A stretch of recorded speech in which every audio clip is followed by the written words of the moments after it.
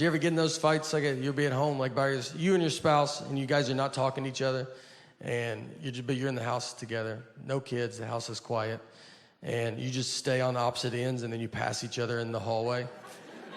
That's like the funniest part of it, because you don't live in a mansion. You have one hallway, and you just didn't time it out right, and you just have to walk by each other like strangers. You're like, oh, excuse me, sorry, yeah, no, go ahead. She'll be watching TV. I'm like, ma'am, are you watching this? I couldn't tell. I was going to change it if you weren't watching it. 50-50 if my zipper's up or down anymore.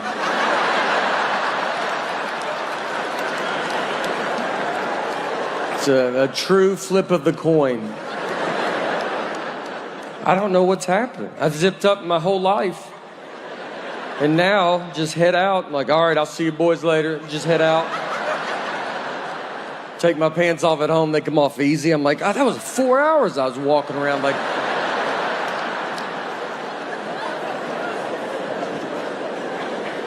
I think it's because I'm peeing so much longer. And I'm not used to this new old rhythm yet. Because in your 40s, there's a lot of false stops. You learn pretty quick to be like, let's hang back, let's let traffic thin out a little bit. I watch young people come and go. I'm like, tell my family I'm okay. This fall, you're going to be hosting the Emmys. I know. That's a big gig. It can be a strange room. Yeah. You know. Yeah. A lot of industry people. Thank you. People are nervous. I'm nervous. If they're nervous, am I going to win? And if they lose, they don't want to be there anymore. Mm-hmm. So, do you have any plans? What do you got? My plan was you. I was going to really rely on you. You've done it. Sure. Yeah. You know, so it's like, I don't know. It's like, did you watch all the shows? I haven't seen all the shows. Oh no, I don't have time for TV. Yeah. I hear you were good on SNL. I'm looking forward to that. Yeah, I don't know. I think I'm going to try to bring it. I guess I'll just do what I do. Like, I'm very self-deprecating and try to bring it inward. I know it's like a tough thing. You're up for all these awards and all this stuff. So you don't want to just be, I want everybody to have a good time and try to make it as lively and fun as a moment. And I'll make fun of me. And then do you do song and dance or anything like that? No, I don't. This is it, man. You get this energy at MSG or here because it's only this energy. So if you're not on board with this, it's going to be a long ride. I got all kinds of friends now, single, married, divorced. I got one friend, he got married, divorced, remarried the same woman. I talked to him a few days ago. He said, I'm depressed. I'm like, why are you depressed? He said, I'm having marital problems. I'm like, dude, you're not having marital problems. You have a learning disability.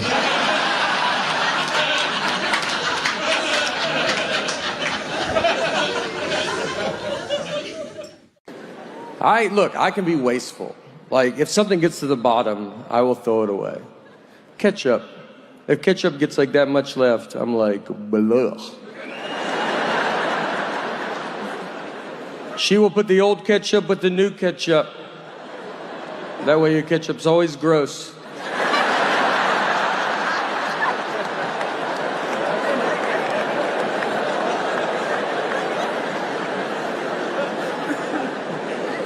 Toothpaste. I will use it to what I think the average person uses it to. I don't think I should feel muscles trying to get it out. I'm not going to have an iron on top of it. But she'll do it more. So I know when I'm done with it, I give it to the hobo I married.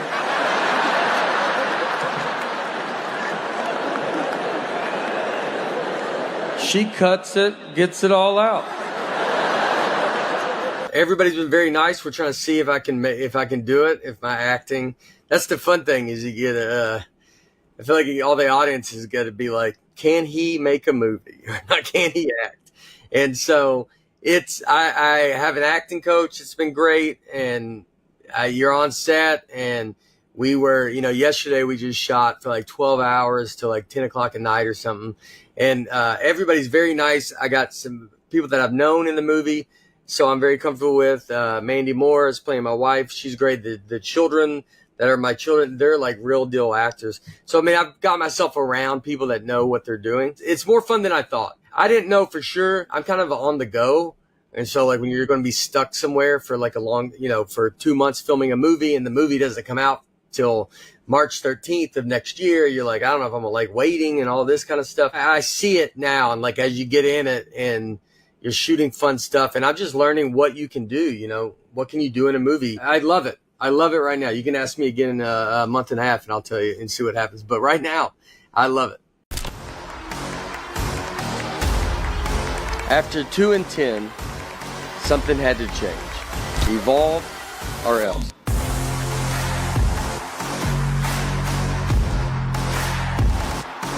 We all had a huge chip, and I just felt the energy and like the kind of anger and excitement to go out there and take over our home field. Far sideline, gets a block, lowers the shoulder, touchdown, Vandy, Diego Pavia.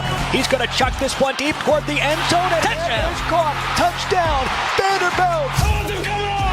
To be able to reset and go on the road again in another hostile environment against a good program, that showed us a lot. That is going to do it.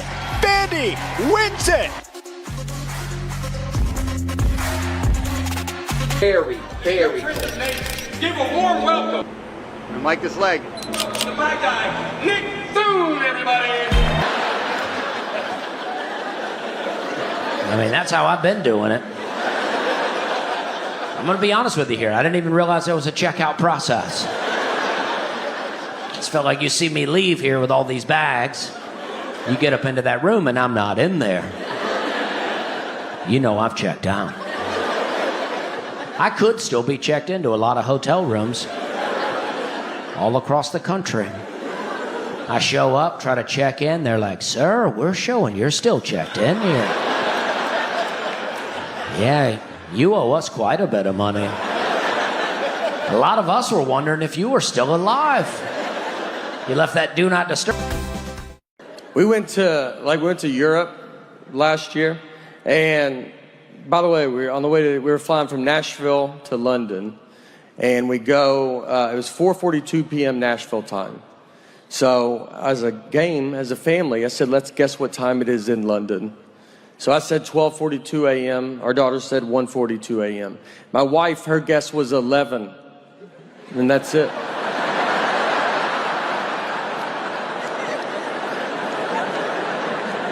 Yeah, she didn't say the 42. And I was like, just say the 42. And she goes, you know what I mean. I go, I know. But just show her daughter you know what a normal person would say. Vanderbilt went to their first bowl game in football in like 20 years, in 2008. And so we all go to it. We're very excited. It's at Tennessee Titans Stadium. So me and a bunch of buddies get together. We go tailgate. We get cornhole, a grill. Like we're going all out.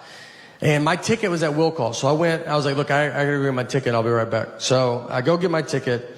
And before the lady gives it to me, she ripped it, which means you have to go in. And it was, a full 3 hours before the game starts. I was like, I don't want to go in yet, And she's like, you have to go. And I just walked in to just an empty stadium, 60,000 empty seats. I go to my seat. I don't even just go to I went to like the one I'm supposed to go to, like a loser. The players are like in jeans. They're not even dressed yet. I was like, I'm real excited for the game. I like startled them. They're like, oh, I didn't even know anybody was in here. Did you go to Vandy? I was like, you would think with how early I'm here, but I also think if I went to Vandy, I wouldn't be in the situation that I'm in. I walked to the top of the stadium and just watched my friends tailgate. I just sat up at the very top. And I was like, I'm already in, guys. Yeah, I decided to save our numbered seats. Nothing was open. I stood in front of a concession stand like I was waiting for an iPhone to come out. Just that gate was down. I'm just like already trying to figure out what I'm going to eat. And they came and opened it, and one side got stuck, and I helped them. I go, I'll get that. So I helped them open it. They're like, oh, do you work here? I was like, I've been here a little bit longer than you have. So I'm not smart at all. I'm smart enough to like answer my 6-year-old's questions. She's like, why is the sun hot? I'm like, 'cause it's on fire. It's a stupid question. And I tell her that, all right? Because I know that she'll be smarter than me next year and then just for the rest of her life. So I am really sticking it to her while I can. I know nothing about, like, adult stuff that you're supposed to know about. Global warming, that's one that everybody yells at you about. And they're like, you better do something. I'm like, I'm so tired of it. Let's do it. I'm like, I barely made it out of high school. I don't really know how rain works.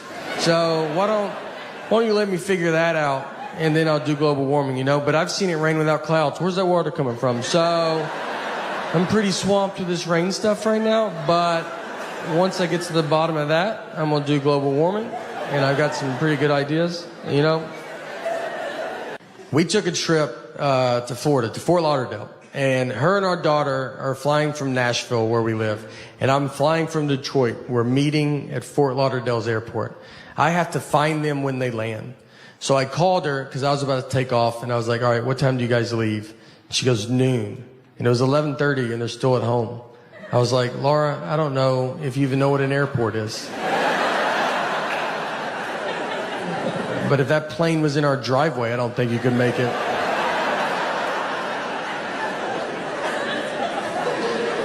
And she said, that's what time we leave for the airport. Our flight's not till 1:30. And I was like, all right. So what do you think I wanted to know when I asked that?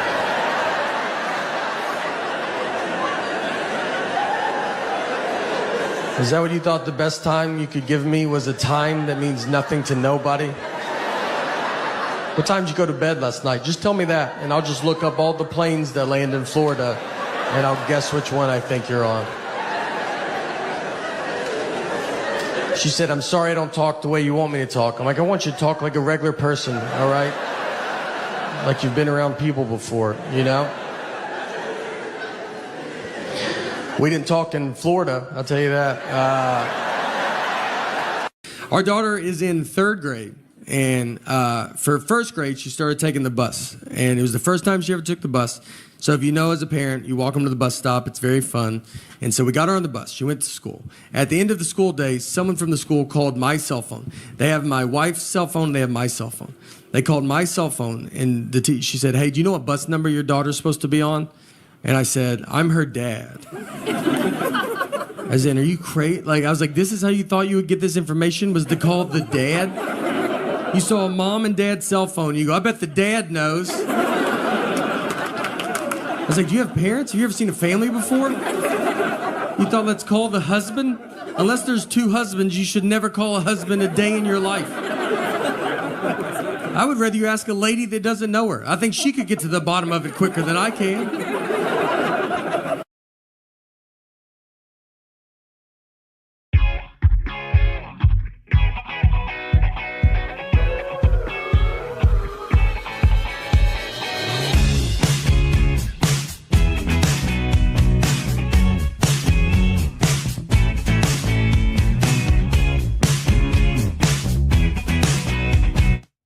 All right, one of the really cool things about Big Slick, as you all know, is that we get to invite people that we know in the industry. And this next guy, I became a fan of because my girlfriend was a fan of his comedy on Jimmy Fallon. And she made me go here in Kansas City to watch stand-up, and I went and saw him and just was blown away. Then I watched his special, and then I watched everything I possibly could, and I reached out to him and said, dude, you are so hilarious. How would you like to come to an amazing charity event in Kansas City? And without hesitation, he said yes. And during the show this night at the Sprint Center, I kept going back to him and saying, you sure you're going to do okay? You sure you're going to be, you sure your jokes are good? You sure just messing with him.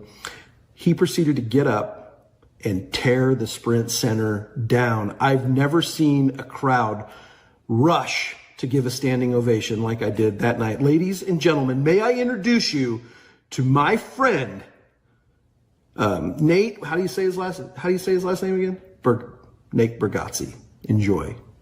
This next comedian we're bringing to the stage is one of the hottest comedians there is right now. He's got an amazing Netflix special on right now called The Tennessee Kid. His name is Natebargatze. He's here to perform for you right now. Give him a big Kansas City welcome. Yes, yes. Nice! We got him. We got him. All right. Thank you. Thank you. I'm gonna put this energy pretty late in the show. This is what my energy is. Dustin? Look, thank you for having me here. This is very exciting. Got to play some sports softball. Struck out, but it's just a pretty big yellow ball. And I like to play, I play a lot of sports. I like to golf. And recently I was golfing, and I got done, and I was very hot and gross. So I wanted to change my shirt before I drove. So I'm standing in the trunk of my car in the parking lot. I take my shirt off, and this old man walks up, and he goes, "Olivia?"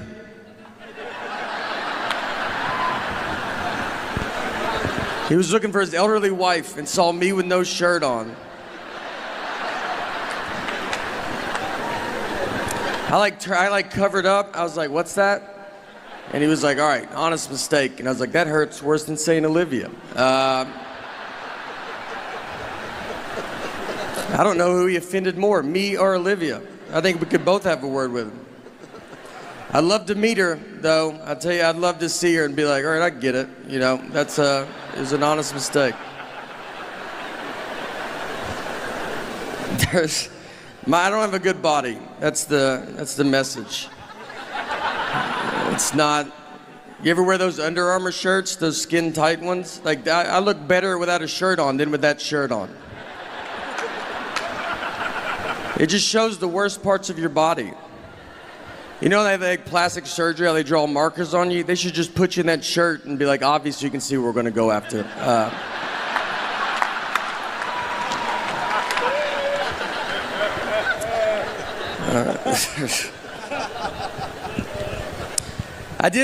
We did play softball. I did do some sports growing up. I played baseball, and when I was 13, I was playing baseball. One time I was up to bat, and I got walked. So I take my base, I get to first base, and I turned around, and the catcher was still standing there, and he was holding the ball. He's like staring at me, like he was daring me to run. And I was like, "All right, dude, I'm gonna go." So I ran, he threw it, over through second base, ball goes in the outfield. I run to third base, the outfield grabs the ball, they overthrow third base. My third base coach is telling me to go home. This is about to be an inside the park home run off a walk. I won't be on SportsCenter. This is the biggest play that's ever happened in baseball. I slide, there's a play at the plate, and the umpire then tells us that it was only ball 3.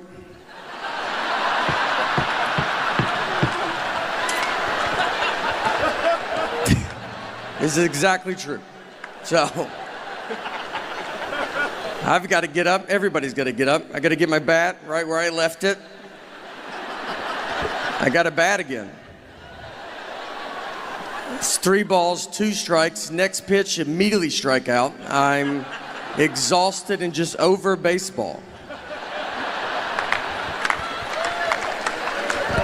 Here's what I learned though that day. Here's what I learned. I learned that if you're confident, you can get away with quite a bit. Because no one tried to stop me, and they should have. They knew I wasn't supposed to go. That's why the catcher was holding the ball, because he was like, "I don't think he's supposed to be going yet." And then I just run to second. He's like, "Guess I'm wrong. No one's that dumb."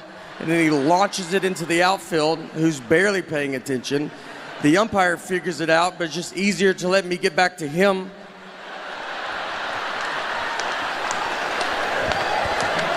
No one ever told the parents either. No one ever explained it to them. And they were cheering pretty hard. It's a pretty exciting play to watch. And they just see me slide into home and just stand up and bat again. Like that's just a rule in baseball.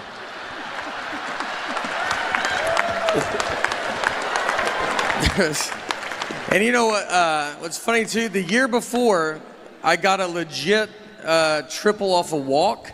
So in that moment, I'm like, this is just what I do. I was like, don't walk me. Like, this is my thing, all right?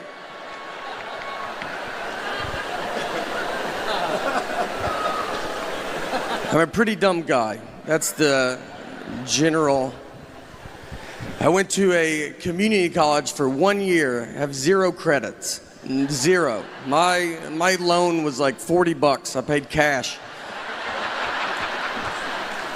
All my classes were outside. We never went inside the building. We would meet at a picnic table outside because our teacher was like, you guys will all be working outside one day. So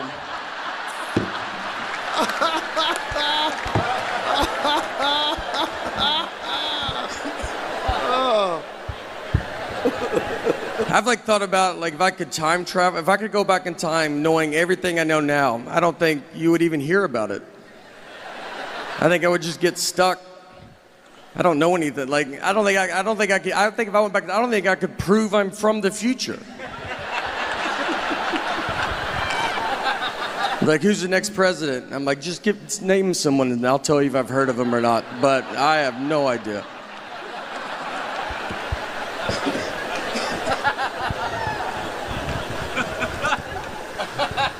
I am married as well. It's fine, you know, you just do it.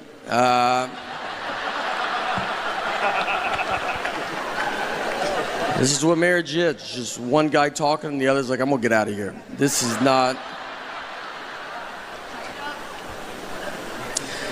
My wife, one time we were out on the lake with some of our friends and we were floating around in the water and there was a guy in a boat right next to us, and my wife was like, oh, that's my ex-boyfriend in that boat.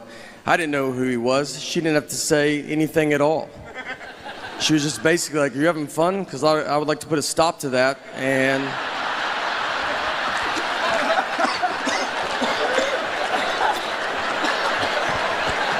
make you stare at this guy.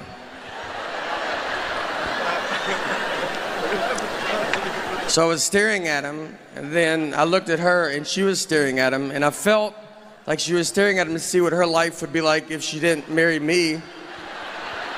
So I started staring at him to see what my life would be like if I didn't marry her. I mean, we were putting so much pressure on this guy, and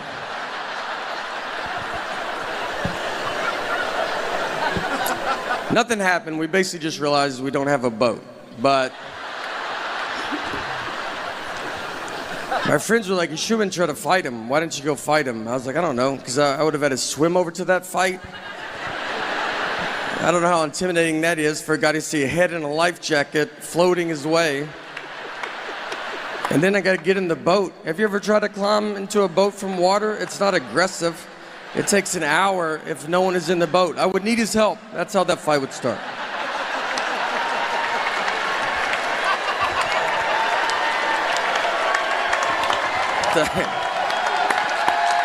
Oh, thank you. Is this all right?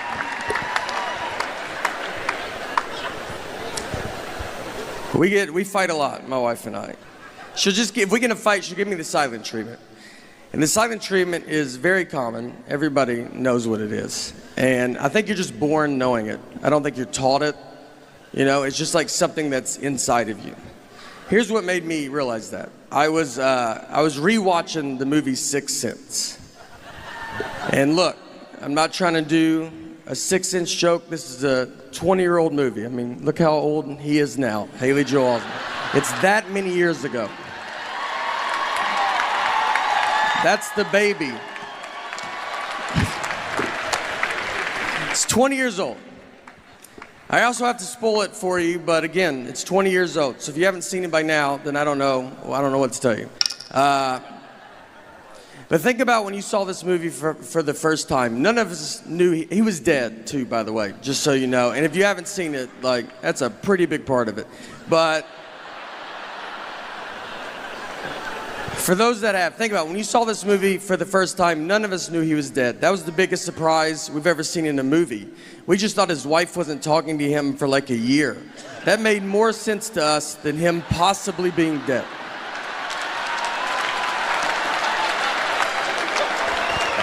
And they don't hide him dying. A guy shoots him with a gun to start the movie. And we watched it for 2 hours, just like, this is what a movie about marriage. This is what marriage is like. Even if you get shot, it's your fault.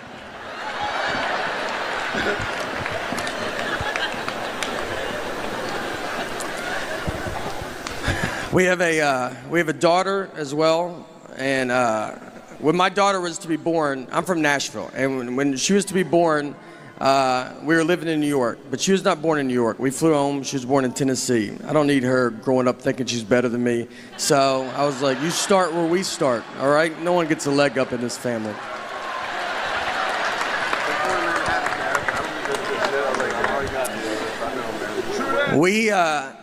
I love having a kid. Kids have very weird energy. Like their energy is like they want to fight you. They stare at you.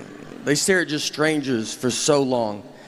And you try to stare back like, I will fight you in front of everybody. And they just look through you. Like, please, I would love it if you tried.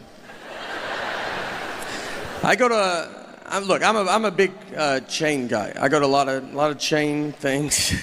I just like to go to businesses that are doing good everywhere. I'm a big McDonald's fan. I go there quite a bit, and I take my friends, and every time I go in there, they're like, I haven't been here in forever. It's like, don't act like I'm the one keeping them afloat, all right? They're doing real good.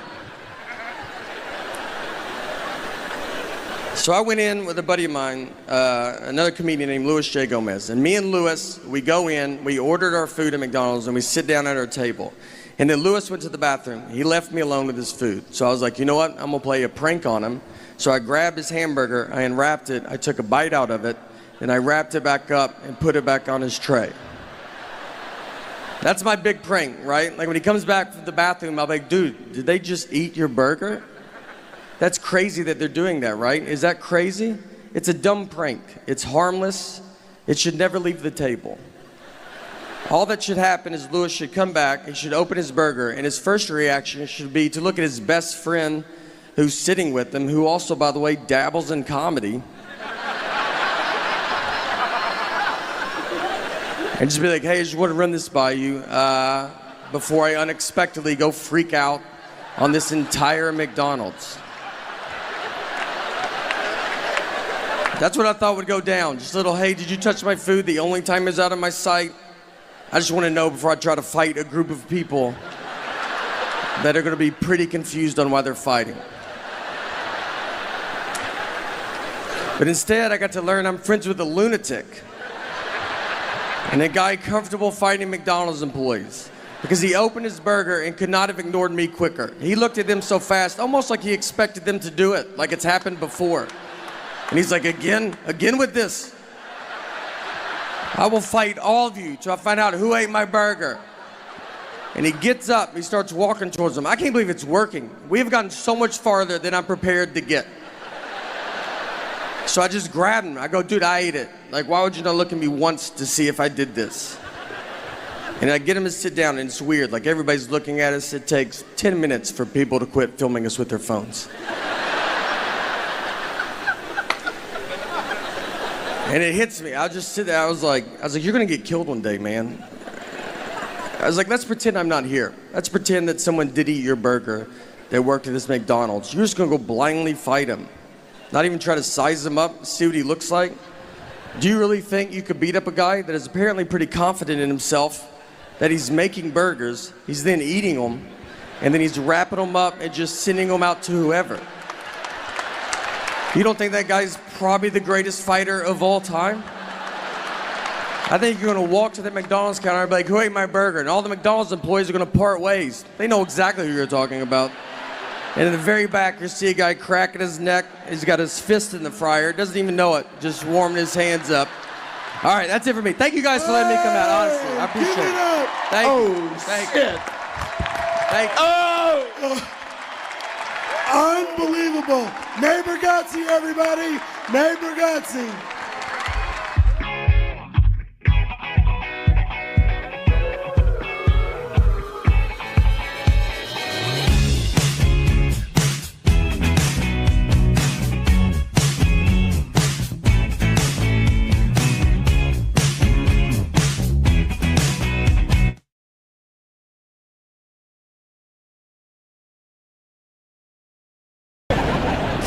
And everything's wet. So, everything's wet. Oh, hold on. Wait. We're like trying, I know, it's all right. I know, y'all should apologize for y'all's fly. those Houston flies, you know how they are. Always want the spotlight. And I thought flies don't live long, and they live so long.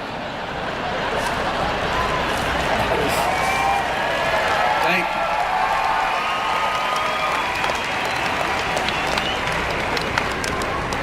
Trying to dodge it. God, I almost got it. If someone walked in right now, it looks like this is what the show is. Like it's just, this is how far, like we have Wi-Fi's down. We're now just paying to watch a man try to slap a fly. And you're like, a lot of people show up. It's pretty fun, you know, like it goes.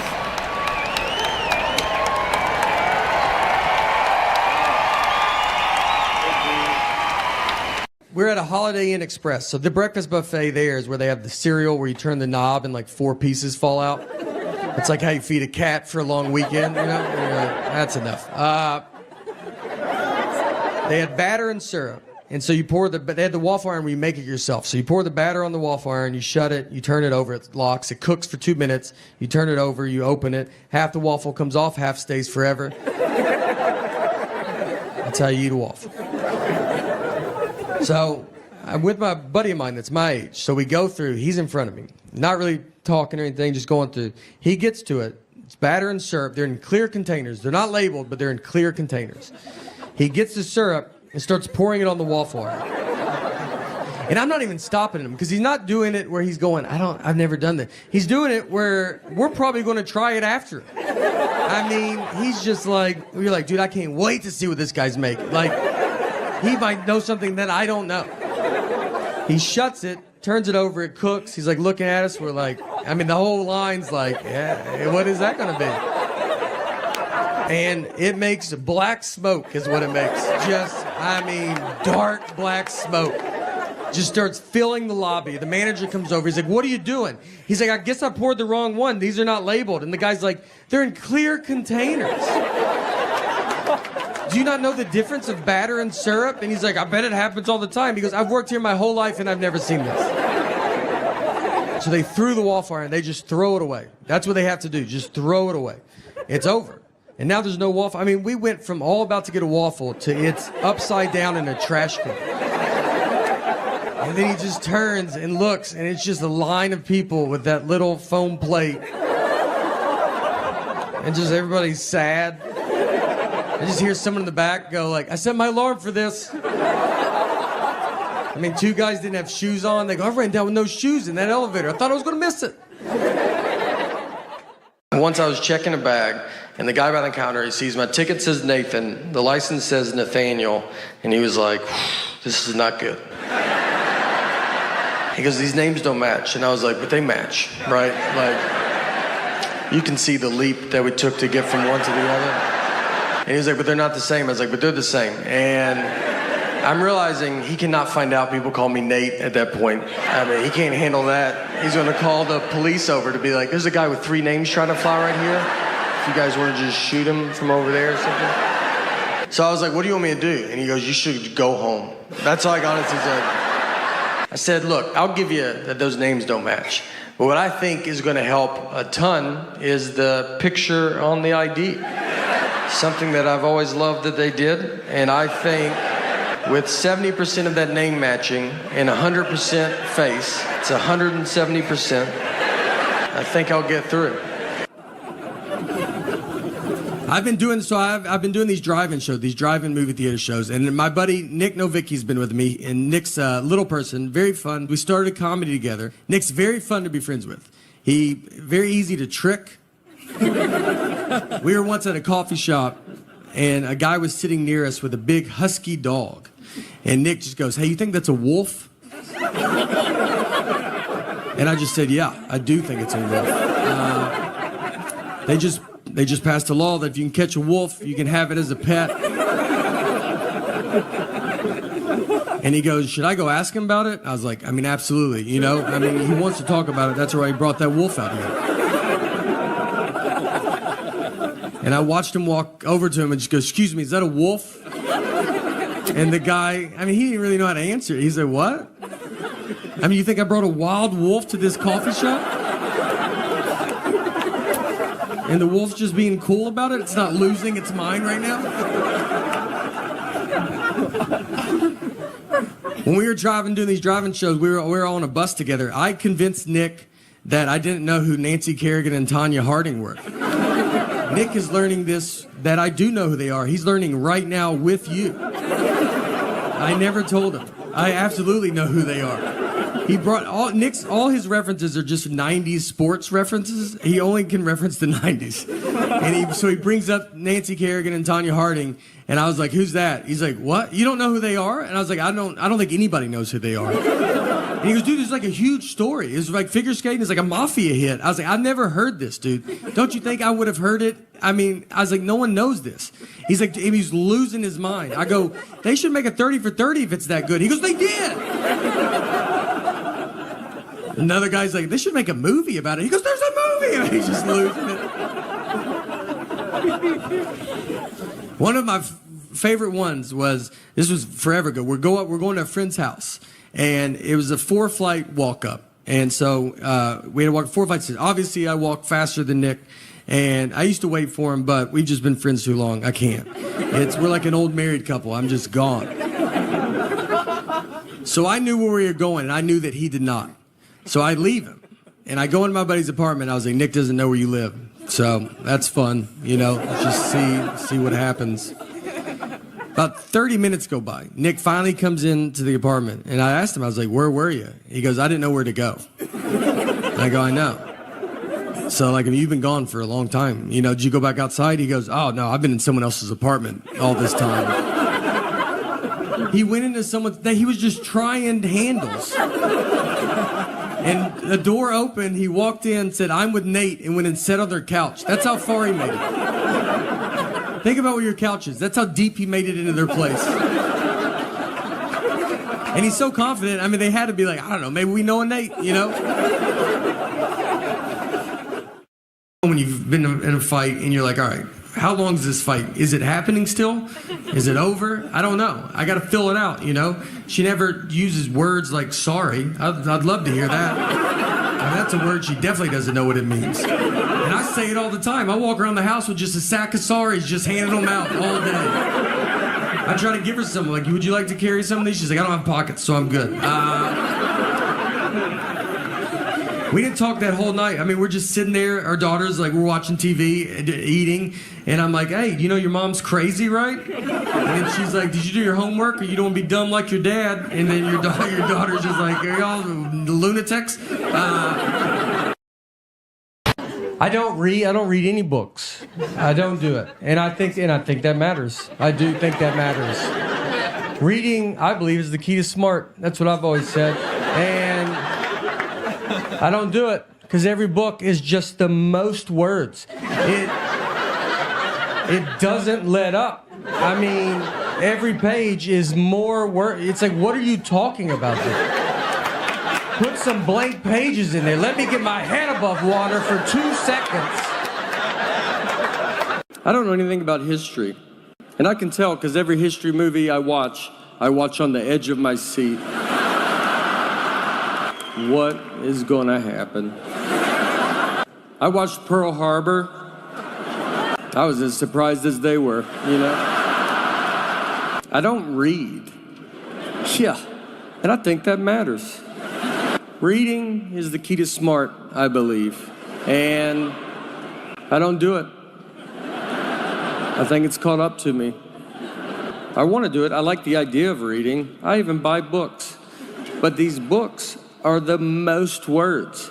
And it's every book. You just open it and you're like, what are you talking about? And they don't let up. Every page, just more words.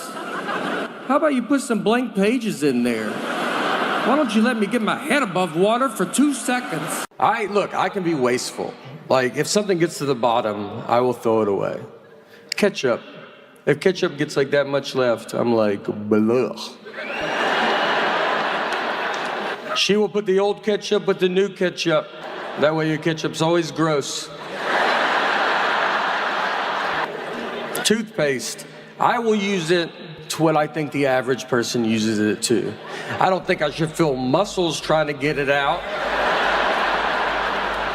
I'm not gonna have an iron on top of it. But she'll do it more. So I know when I'm done with it, I give it to the hobo I married.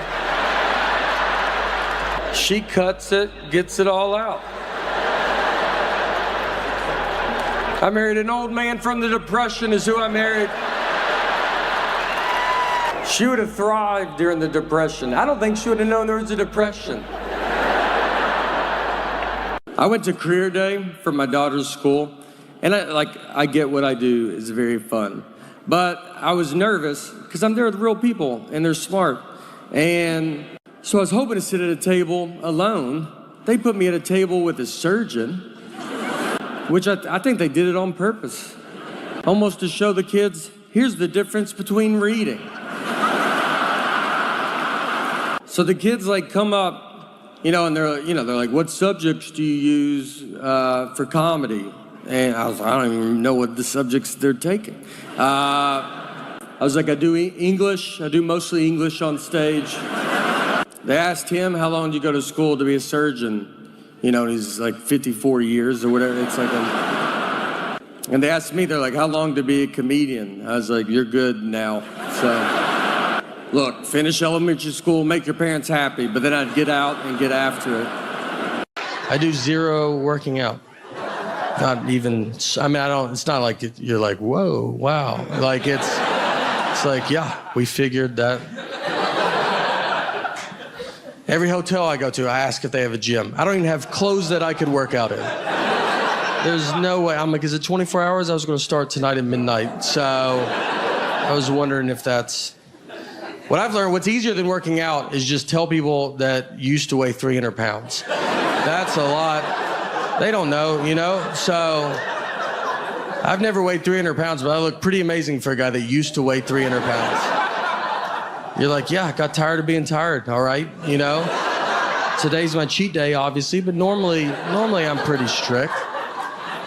All right, so we got in the fight over the phrase one fell swoop. Just over this saying. And if you're a newlywed, you're like, well, that doesn't make sense. You're right, it doesn't. This is a double-digit married fight. This is when you've already done all the dish fighting or the putting your clothes away fighting. This is when they're trying to mentally break you. They got you almost how they want you, and this is the one that sends it over the edge. My wife, she wanted to go visit her parents one weekend, and her parents are divorced, and which has been hardest on me, to be honest. That's something people don't talk about, When you marry into divorce, they divorced because of her, not me, so why do I have to go to 50 different houses? So... she wanted to go visit her parents and shit, I want to do it in one fell swoop. Now, I've never heard my wife say the phrase one fell swoop. We've been together 20 years, she's never said it. And it felt like someone that day told her, hey, you should start using one fell swoop more. And she goes, I'm about to call my husband, and goes, perfect, use it 40 to 50 times on him. So she calls me and she goes, I want to go visit my parents. I want to do it in one fell swoop. And I go, all right, let's do it in one fell swoop. She goes, I want to do it in one fell swoop. I go, let's do it in one fell swoop, Let's swoop it up, I'm down. And she kept saying it, one fell swoop, over and over again. And then when she went to describe this one fell swoop trip, she goes, we'll go to my mom's, come home, then go to my dad's. And so I just waited, and she didn't say anything, and I just go, that's not what one fell swoop means. And instead of possibly just being wrong, she goes, I know what one fell swoop means. I go, yeah, it doesn't sound like you do, all right? And we have the same last name. I can't have you out there in a one fell swoop conversation. What do you think two birds, one stone mean? Let's just go through them all. I don't know if you know any of these. She hangs up on me. So I get home, and when you walk home when you've been in a fight, and you're like, all right, how long is this fight? Is it happening still? Is it over? I don't know. I got to fill it out, She never uses words like sorry. I'd love to hear that. That's a word she definitely doesn't know what it means. And I say it all the time. I walk around the house with just a sack of sorries, just handing them out all day. I try to give her some, like, would you like to carry some of these? She's like, I don't have pockets, so I'm good. We didn't talk that whole night. I mean, we're just sitting there, our daughters, like, we're watching TV, eating, and I'm like, hey, you know your mom's crazy, right? And she's like, did you do your homework, or you don't want to be dumb like your dad? And then your daughter's just like, are y'all lunatics? So I'm laying on the couch, and my wife just came over, and she kisses me goodnight, and then she went to bed. And that was it, you know? That was like, I felt like it was her sorry, I guess. But she didn't say it. And so I was like laid there, and I'm just thinking about it. And you think about it a lot, because you're like, all right. Because you learn the longer you get married, sometimes it's like, just let stuff go. You know, who cares? And the next morning I get up, and I kind of still wanted to talk about it. Because we didn't talk all night, you know? So I went into her, I was like, look, I got to tell you, I mean, it's just not what it means, you know? And that got it going real good. And I felt so good about this argument, you know. I thought about it all night. I was like, you got this one in the bag, man. You should bring it back up. I'm not trying to date her anymore. I'd like to win a fight. We're going to die together. I almost woke her up in her sleep. That's how much I was so excited. I almost just started shaking her going, it's not what it means. Our marriage almost ended in one fell swoop. So, it's supposed to be a clean show. I'm bringing this filth into it. I don't say the word sucks. Like, this sucks. I don't, because that was a very bad word in the 80s. And look, I'm sorry to say it now.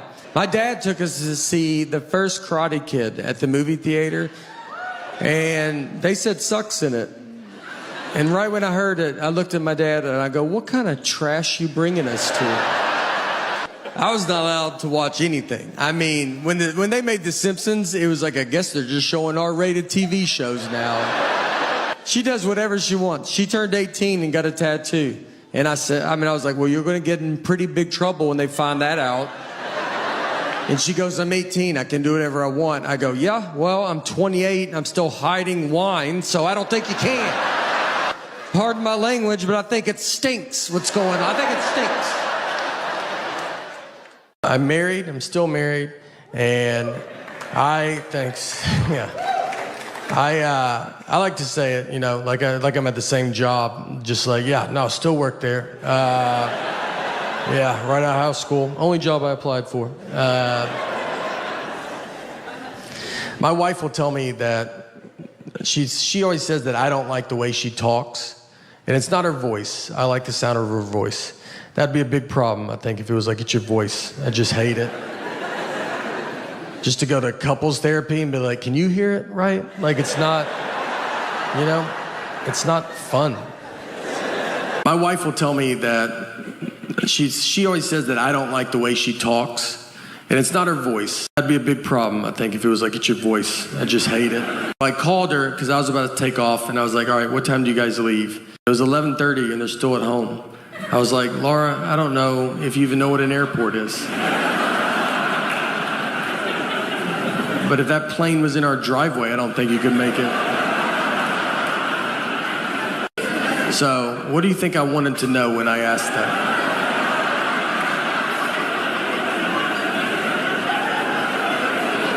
Is that what you thought the best time you could give me was a time that means nothing to nobody? My daughter still sleeps in our bed, too. And parents don't like that when you say it.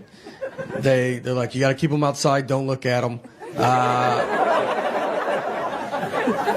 It's my fault. So we had a kid late in life. We have one kid. And so we're kind of hitting all the sites. And I would be, when I get home, travel a bunch and I get home, I'd want us to all sleep in the bed together. And I've kind of built up a habit now, and it's happening. So it's tough, though, because kids don't know how to sleep. I mean, she makes king bed feel like a twin. I mean, I'm on the edge. When I sleep alone in a hotel, I have to sleep with my head on the nightstand. It's the only way I know how to go to bed. She gets sideways, upside down. If you woke up upside down tomorrow, you would go to the hospital. She's also apparently going through menopause because she's the hottest human being that's ever lived. I mean, I'm freezing at night. She just kicks all the covers off, and you're like, yeah, no, you go ahead. It's your bed. We're lucky to be in it. She's got to get out at some point, you know? I don't know. She'll be 37 years old. Hey, can I get in the bed with you guys? Her kids are upstairs asleep in their bed. Her husband left a while ago. He ain't gonna put up with that. The best wedding I've ever been to was my cousin's wedding. It was a real redneck affair. It was right outside Louisville, Kentucky, where my parents are from. And My cousin's name is Tuesday, which is a good start. The invitation said, Tuesday's getting married, rehearsals Friday, wedding Saturday. People were like, we got to be there Monday for this wedding? How long is this wedding? It's a week? We get there, I'm wearing a button-down shirt, khaki pants, nothing crazy. I'm wildly overdressed. I look like I work there. Everybody else just has a football or basketball jersey on. My uncle, his daughters get married. He has his tuxedo jacket, pants, cummerbund, bow tie, no shirt. They forgot his shirt, and instead of waiting to go get it, he was like, let's do it without it, right? Like, that's... And he doesn't have a body that's like, that's cool, man. You know, he has a body that you're like, put your jacket on backwards, flip it around. Yeah. And then you see his back, and you're like, whew, all right, go back the regular way. Yeah, that's my fault. How's your back worse than your front? We go into the church. It's bride and groom. Looks like it's home and away. That's how many jerseys are in there. Guys are drinking beers in the church. Like, that's something I've never heard a pastor be like, guys, could we not drink alcohol in the church? And they're like, oh, didn't know this was the nice part of town. All right. The reception is next door, just at a lady's house, like in her backyard. Like, she doesn't do, it isn't like she's like, and I do receptions all the time. We were her one and only reception. So we walk over. They took a horse and buggy. The horse was the oldest horse I've ever seen. I thought it was a donkey. I thought they got a deal on a donkey.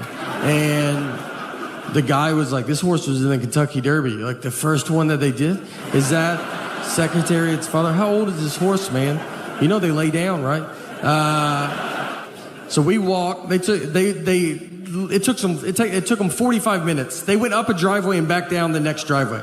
They're sweating, almost divorced by the time they get there. The reception, like I said, it's in her backyard. They put plywood on the grass, like side by side, to make a dance floor. We danced just to a radio station on a boombox. Just like 104.5. You would have to stop for weather and traffic updates. There was a punch bowl that was low to the ground, like on a low table. And so I was giving it to kids. I was trying to help out. And then someone was like, that's wine. And I gave it to so many kids. I don't know anything about wine, but I don't think they tell you to pour it into a bowl. Like, that's not... No one's ever like, let's get out of that box, get in a bowl. You know, let's let it breathe a little bit. I got a couple 9-year-olds pretty loose that night. We've been traveling around like crazy, doing all these driving dates that have been super fun. I like traveling. I love being on the road. I remember one time I was in Los Angeles, and I was going to South by Southwest in Austin, Texas the next day, and I had a really early flight. So I remember like the night before, I was like, just be normal and, you know, have a normal night. And ended up hanging out, become a bit of a problem. And I wake up the next day, and my flight is gone. I mean, I've missed it. And it's not like it's at the gate. It is in Austin, Texas. They are checking into their hotel. So I go to get my phone to get another flight, and I've lost my phone. The night before, I've lost it. So now I don't have my phone. So I have to go buy a ticket over the counter like it's the 50s. And when you walk up to a counter, they don't expect you to be buying a ticket like that. I got up there, and they were like, all right. And I was like, I would like one ticket to Austin, Texas, please. And they said, all right, go buy it, and don't be weird about it. I go, no, I'd like to write a check to you for one ticket to Austin, Texas. And they didn't have a flight, so I have to do that at every terminal. I just have to keep going. One ticket to Austin, Texas, please. I finally found a flight, but the girl behind the counter, she's never sold a ticket like that. She's like, I've worked here for 10 years, and no one's ever done this. And she goes, I don't know how to do it. And she went back and got, probably the oldest lady I've ever seen. I think she's there for just this reason. And she came out, she had like that old credit card machine that you run, and she's like, I got it. This is super fun for me. It was weird to not have my phone. Everybody has their phone. I was going through the airport, and you just don't have it, and you just stare. We were waiting in line, and you're just like looking ahead, and people are just like, all right, dude, what is wrong with you? Just regular people, like, where's your phone? I'm like, I don't have it. I would like to talk to you, though, if you would talk to me. I'd love to chat for a little bit. I thought I was going to breeze through security, but I got held up just because the guy in front of me. And he goes through the metal detector, and it goes off. And so they asked him, they're like, do you have anything metal on you? And he goes, I have keys on me, my keys. And we thought he was going to say like his knee or hip, you know, just old people have metal in them a lot. And he goes, keys? Do you think that would do it? You're like, I mean, I think that would be the #1 answer on Family Feud of what would set a metal detector off. Keys. I told him, I was like, look, let's try it with and without it. I'd love to know, you know, maybe they've been lying to us about this key thing. Oil, I say oil, super southern one, oil. I don't even know how to say it, like how to y'all. Oil, O-I-L. Yeah. I go motor oil, like tin full. I mean, Southern Community College, that should be mandatory. Did they fix that? They should write OIL on the board. And I just go, oil. They go, all right, we're going to take care of that, all right? There's a pretty good chance you're going to be working with a lot of that. Silver War, that's how I say it. Instead of civil, I go Silver War. Because, you know, look, that might be on me, all right? I'm not... I tell you, I don't even know anything about the Silver War. Marriage fights are great because they're all very dumb. I would say 90% of them are dumb. 10% the cops show up. But we got in a fight once over chocolate milk. We didn't talk for 24 hours. What happened is I brought chocolate milk home, and she was like, why did you bring it home? And I was like, you're supposed to drink it after you work out. And she was like, that's not true. And I was like, well, there's a commercial on TV that probably looked into it more than you did. So I decided to listen to them. And she said, that's just the milk people pushing chocolate milk. And I was like, you don't even know what that statement means. You don't know if there's milk people. And I think chocolate milk's doing fine. I don't think they're sitting on barrels of it. And they're like, we got to make up a lie. We got to get rid of this chocolate milk. She went to college, all right, and I did not. But she did not study chocolate milk. When is it good and not good for you? To be fair to her, though, I do not work out. So, you know, but I was probably going to start, and I needed to get all this stuff there. Do you ever get in those fights, like you'll be at home, like by you and your spouse, and you guys are not talking to each other, and you're in the house together, no kids, the house is quiet, and you just stay on opposite ends, and then you pass each other in the hallway? That's like the funniest part of it, because you don't live in a mansion, you have one hallway. And you just didn't time it out right, and you just have to walk by each other like strangers. You're like, oh, excuse me, sorry, yeah, no, go ahead. She'll be watching TV, I'm like, ma'am, are you watching this? I couldn't tell, I was gonna change it if you weren't watching it. We're just not good. Guys are not good at marriage, all right? It's not our fault. We weren't prepared for it like women are. Your whole life is built just preparation for marriage. Look at every toy you played with. When you're a baby, they give you a baby doll. So they give you a baby when you're a baby. You don't even know you're alive yet, and they're like, look, I would probably start figuring this out. Like, this is where it's going. Then they give you Barbie and Ken. They live in a little house together, and that is where you learn how to make drama. You get... Then you would play house, like you would like fake vacuum, just fake vacuum with your friends. That was awesome. And it's weird because like when I see my wife vacuum now, I'm like, she is living her childhood dream. She's made it. As a guy, we don't have any of that. What do we we play Fort? You got to keep everybody out of where you are, especially girls. The only toys we had were Transformers and Ninja Turtles. Those are not even real things. None of them had wives. They weren't married. I never played with my Ninja Turtles, and I had them going to fight Shredder. And then Michelangelo was like, hey, can y'all give me 2 seconds? My wife just showed up, and she looks furious about something. What do you want from me? And she's like, what are y'all doing? What's that April skank doing here? You're like, listen. She's a reporter. I got in trouble with my wife because, like, on her last birthday, I got her an oven. All right, pretty nice oven. Take it easy. And the reason I bought an oven, because, like, I know, like the vacuum, her other favorite toy as a kid was the Easy Bake Oven. So to go with her big girl vacuum, I got her a, like, grown-up adult oven. Like, there was heart behind it. Like, that's not, you know, like, that's not impressive. If she came home and bought me a truck and it turned into a live robot, I would lose my mind, freak out. One of the best fights we got in, the fight wasn't good, just ridiculous fight, was over the saying one fell swoop. Just over this saying. And if you're a newlywed, you're like, well, that doesn't make sense. You're right, it doesn't. This is a double-digit married fight. This is when you've already done all the dish fighting or the putting your clothes away fighting. This is when they're trying to mentally break you. They got you almost how they want you, and this is the one that sends it over the edge. My wife, she wanted to go visit her parents one weekend, and her parents are divorced, and which has been hardest on me, to be honest. That's something people don't talk about, you know? When you marry into divorce, I mean, they divorced because of her, not me, so why do I have to go to 50 different houses?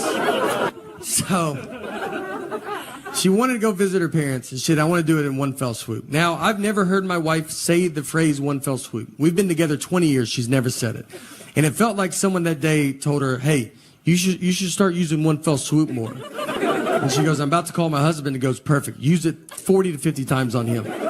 So she calls me and she goes, I want to go visit my parents and I want to do it in one fell swoop. And I go, all right, let's do it in one fell swoop. She goes, I want to do it in one fell swoop. I go, let's do it in one fell swoop. You know, let's swoop it up. I'm down. And she kept saying it, one fell swoop, one fell swoop. I mean, over and over again.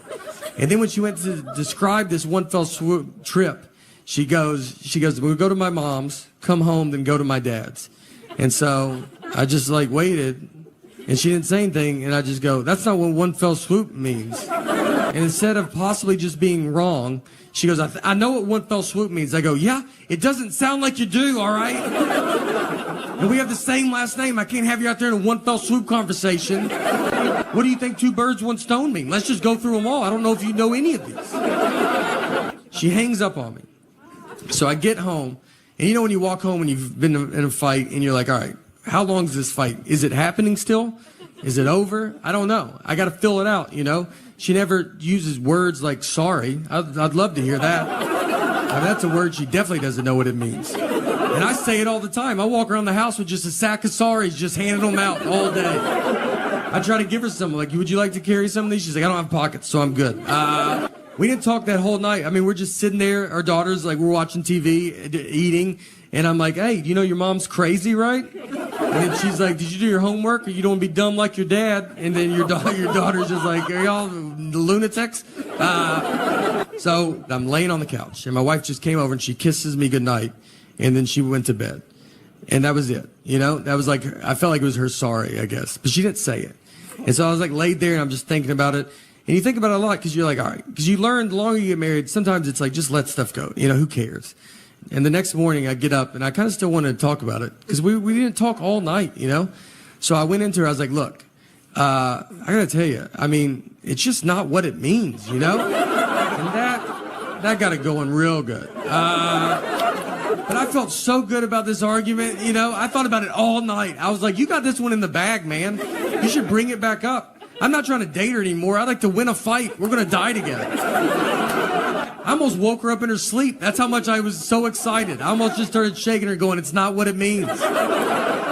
Our marriage almost ended in one fell swoop. So she runs everything because she knows everything. Like, I don't know any stuff. Like, I don't know how much money we have. Like, could not even ballpark it. I don't even know where it's at. And I don't even know how to get it if I had to get it. What bank we go to? I don't know. Like, you know, I can't get robbed because, like, if some guy's like, let's go to the ATM, you know, it's like, well, I guess we gotta wait for my wife to get here. She can't leave me because I wouldn't know how to get stuff, you know?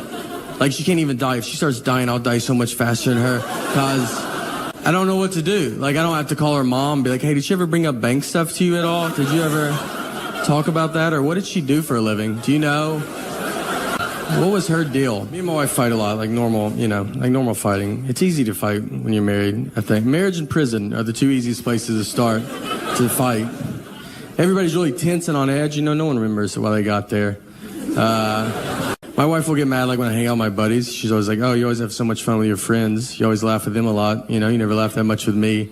It's like, yeah, I hang out with professional comedians. It's a pretty good time, Like, they make jokes, new jokes every day. She doesn't make jokes ever. She makes a lot of lists. She does do lists, though. Last year, my dad he's doing a show. He does these magic shows in prisons. And during the show, one of the inmates just stands up and says, I know your son, which is probably not the best place as a father to hear that. Just like, I know your boy. He keeps his mouth shut. He's good people. So, my dad, he goes, hey, he's like, all right. He goes, how do you know my son? And he was one of the guys that carried me up those stairs that day. I was 12 years old, and we've never known who carried me up those stairs. And then his brother saw me on the Tonight Show and was like, that's that kid that we carried up those stairs that day. So, it's pretty crazy. And so since then, I've been actually bringing him out to shows, and I'm going to bring him out tonight. And no, he's not here. He's in prison. But, yeah. Sorry. Yeah, trust me. Look, he would love to be here, trust me. Yeah, he'd kill to be here, to be honest. But I like to drink iced coffee with milk. And I told a story. I went into a Starbucks inside a Target. I ordered iced coffee with milk, and the guy gave me milk with ice in it. I did not want milk with ice. I wanted iced coffee with milk, and he heard milk with ice. I have learned that a lot of people do drink milk with ice. People send me pictures all the time of adults just drinking milk with ice, and they stay in the Starbucks. They don't even run to their car like, this is so embarrassing, I gotta stop doing it. Like, they do it openly. My wife puts ice in our daughter's milk, and I was like, oh, you do that because of my joke? And she's not a big fan of my comedy, so she was like, I haven't seen it. I was like, we have Netflix, and she's like, I don't think we do. I was like, I know we do. And she was like, I'm just so busy right now. I went to career day for my daughter's school, and I get what I do is very fun. But I was nervous because I'm there with real people, and they're smart. So I was hoping to sit at a table alone. They put me at a table with a surgeon, which I think they did it on purpose. Almost to show the kids, here's the difference between reading. So the kids come up, and they're like, what subjects do you use for comedy? And I don't even know what the subjects they're taking. I was like, I do English. I do mostly English on stage. They asked him, how long did you go to school to be a surgeon? And he's like 54 years or whatever. It's like and they asked me, they're like, how long to be a comedian? I was like, you're good now. So I just want to buy stuff and her not know I bought it. And that's so hard. I think if I knew the name of my bank, I could do it. But I gotta go through her to get that information. I poke around. I'm like, if I had a bank, what bank do you think I would go to?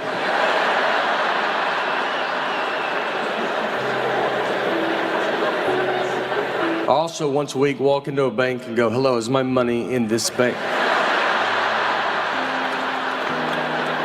I was in San Francisco, and I bet there's a bunch of fun coffee places, and I live in my dumb world that I just want this one little drink. So I go into a Starbucks, and I get to the front, and I was like, I'll take an iced coffee with cream.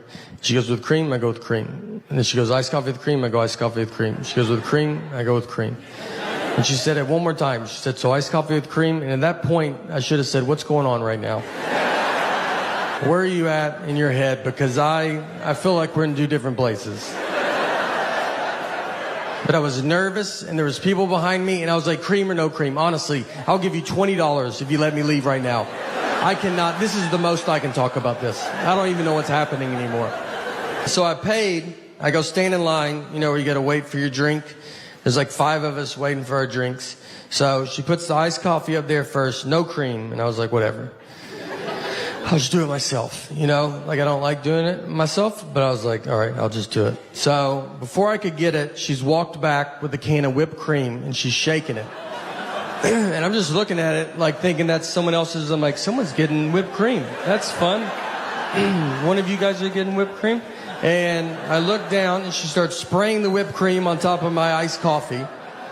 She just yells out, iced coffee, whipped cream, yells it out.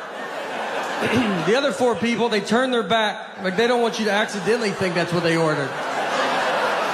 And I'm just left alone, like, that's what you thought I said over there? You don't think I would have said iced coffee with whipped cream? You think I'm just some nut job? It's like, I've had too many problems in this Starbucks, so I'm only going to use the words that I want and no other words. Iced coffee, whipped cream cup. And they didn't have a top for it, so whipped cream, it doesn't sink and become less embarrassing. It moves. It's like a buoy in an ocean that everybody sees. And I'm just walking through the crowd like, this is my favorite drink. I don't know if you guys drink this at all. Is anybody? Nobody does this? I'm surprised. And I walked outside and threw it away and tried again at a different Starbucks.